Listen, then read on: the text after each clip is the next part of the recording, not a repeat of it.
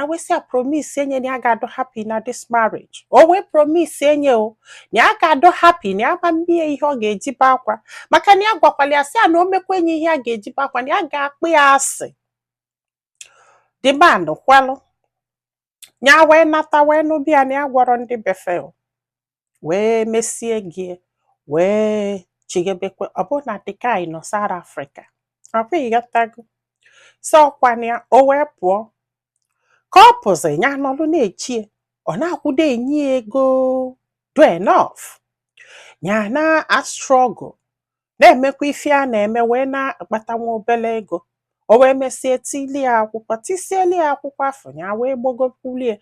Ka a na-achị ịga na onye nkwu ego nya ga-eji gote ife ndị be anyị aso onye na-eji obodo oyibo. No nya nwa ji aka agotesi ife wite egie. O si m nne na another reason bụkwa ka a pụọ n'iru nne ka a pụọ ebe ọbụla amụ ya. Nya wee luo. O si m ka a lụrụ o wee bụ na this man na ife ọ na-achụ na nwaanyị nwere party 2. O si m na ọkwanye ahụ. Nya aka na-ekwu onwe ka bido ịkụ ya ife o. Na ihe izizi ọkụli abụ maka nwabọyị ya. Na this guy nwere ife ọ na-eme ebe ọ na-akpali ya na-agwụ okwu anyhow. Nya kwa di agbụ ya nkịtị ghọtago. O wee luo one day ya na di wee jesie somewhere na fana na moto. Nya wee si ka welu this opportunity nya chọrọ nya luo n'ụlọ ka agwa bịa mmadụ eme no wee si abiko. Na ọ ga-akpọnakwana that guy na the guy ya dị respect ya cha. Na the guy enwere respect ebe a nọ. Akwana ya.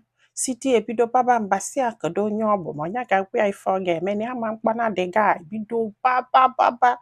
Nya wee si abiko n'ozugo. O si akedo onye ọ na-agwa na-ekwu mba na-alị.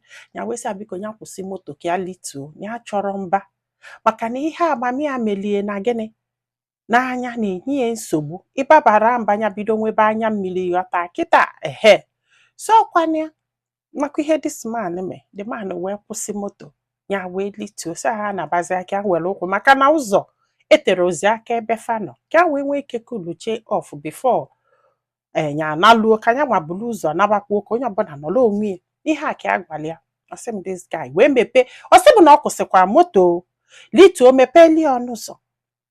Ya wee lituo ka agabazia o wee tie aka wee kpuchighe nya azụ o wee kwe ya.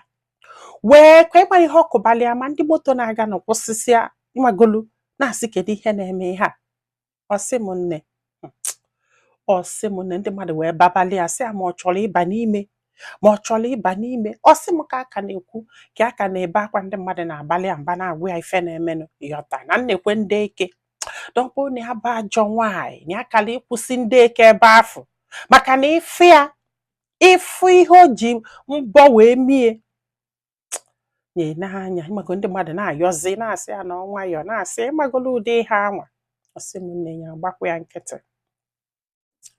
Ka a na-agwa anyị ihe a na ọkụgie nke ọkụli ya ntị ha na-ebe vuvuvuvu. O si ka a na-akọla anyị ihe a kịta na ya na-aya anya mami ya kwali ya mmiri ọkụ na ya o.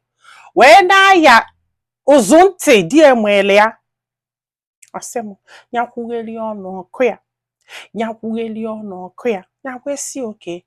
Ya mepeli ya afịa ka azụba. Si ọjụ. Ya ma mepeli ya o. O si bụ na die na-ele kedu ihe ọ sị dị na ọ na-ele nwa. Na die na-azụ afịa mmanya. Ịghọta kịta. O si bụ nne ọkwanye ka fanụsi ala ọgụ afọ. Ọ natakpọ nwanne ya nwaanyị. Wee sị nwanne ya nwaanyị anya gwakwa ya okwu. Ụna ama ihe nwanne ya nwaanyị nọ n'iru die were agwa ya. Na agwali anya anụ na dịga. Na agwali anya anụ na dịga. Na taba afụfụ dọlụ nji a. So je nụọ. Na ama na dịga do stubborn. Na ama na dị o si bụ nne chai. O si bụ ịma nke kasị njọ. Ife ọbụla ya na di ekwuolu na ị ga-anụ ya n'ezi. Ọ bụrụkwa sọsọ n'ezi o.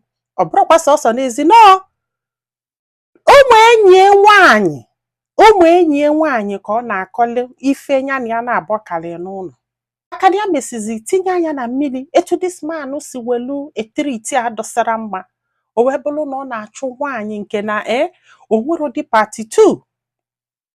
No way this particular lady 24/7 na this girl no. 24/7 the girl na-akpọ ya na phone ya na ya na-abụghị anọla etu the girl akpọ ya oku nye jawala and ọ jawala ọ nwere ike 2 days 3 days o wee bata ọ sị m nne anọgide one day the girl kpọ ya gbabakwuolu nyanwa bụ nwunye mba o nyanwa bụ nwunye si ya na di ya fụrụ ya n'anya na di ya nwere ife o ji eme na ọ bụrụ marriage ka ọ nọ na ya a na-ekwu o wee bụrụ na oluo di ya na-akọli ya akụkọ ife na-aga n'etiti fanabịghọta na maọbụ ife nya bụ di emelie maọbụ ife nya bụ nwunye emelie the girl ewelu fonu na-etepi o tepusie o send alụ nyanwa na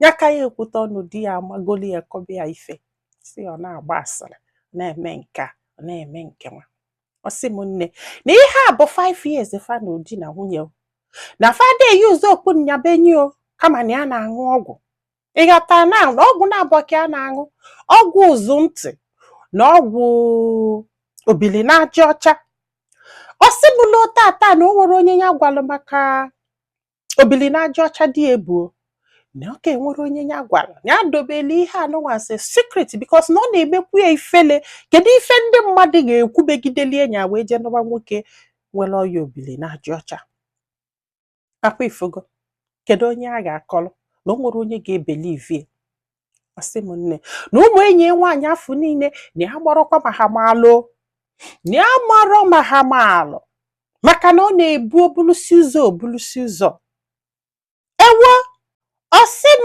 nne ka a na-akọrọ anyị ihe a kịta na ya dị 21 years old ọ sị m nne na di ebia owele afa nwoke wee sevuo afọ ụmụ enyi nwaanyị inwe ike fon a na-akpọ ọbụla Emeka ipikizi Emeka ọbụla na nwaanyị na-ekwu ọbụla Ugochi maọbụ Nkechi akwa ịghọtago